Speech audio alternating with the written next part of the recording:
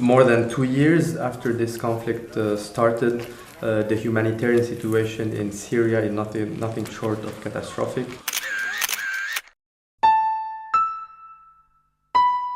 There is a widening gap between the humanitarian response that is being delivered on the ground and the humanitarian needs in absolute terms.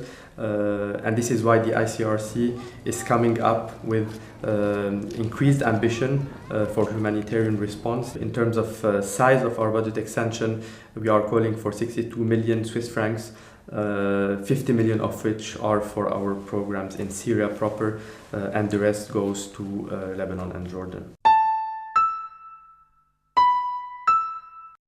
We have 3 logistical warehouses in Damascus. We are about now to activate a new warehouse in Tartus, and we are also having more and more teams spending more time in the field, such as Aleppo, Idlib, Hama.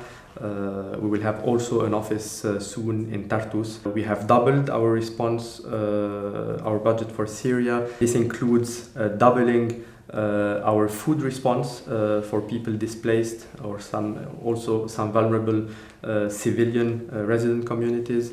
We will also increase the distribution of household essentials for displaced families.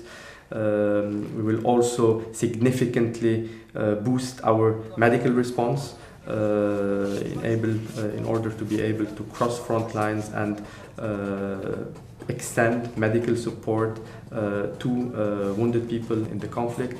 In the field of water and sanitation, we will also increase our response, be it Syrian Arab Red Crescent and ICRC team have to work in a very complex environment where security conditions are daunting. To ensure our security, we have to build our acceptance. To be able to build our acceptance, we need to interact and engage with all the sides of this conflict. This, of course, applies to the government forces, the security forces and state forces, but also the various and numerous armed opposition groups that are active in Syria. Today the conflict is extremely fragmented, and this is one of the biggest operational challenges for the ICRC. If I give an example of a field trip from Damascus to Aleppo, before the conflict it was a 4 to 5 hour drive, straightforward on a highway. Today we have to foresee 2 days of travel.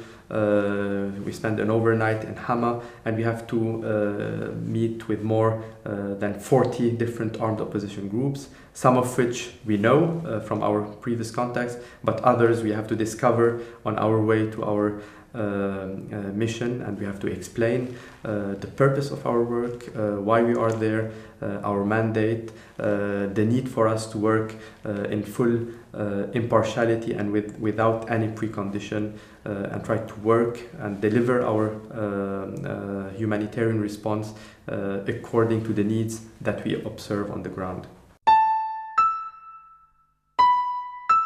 With regards to the use of chemical weapons in Syria, the ICRC can neither confirm nor deny its use, simply because it was not confronted directly to its consequences.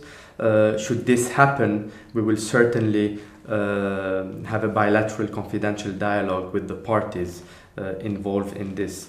With regards to the international humanitarian law, there is no ambiguity at all. It's very clear. The use of chemical weapons is completely prohibited under international humanitarian law, so this is something very clear. But I think that this issue that took a lot of traction in the media should not divert attention from the daily use, excessive use of force in this conflict, touching densely populated urban areas, rural areas, and this is something that we are confronted with on a daily basis.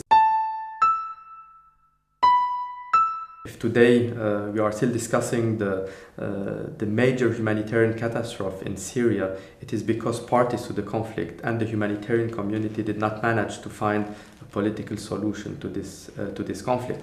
Humanitarian organizations cannot solve this. We deal with the consequences of this. We try to alleviate the suffering of people and support them in every way we can. But this cannot prevent a political solution to take place, and we hope that this Geneva II initiative will yield positive results. We hope that this will improve the situation, will come up with a halting the hostilities that will have an immediate positive impact on the civilian population who are extremely affected by the violence of this conflict.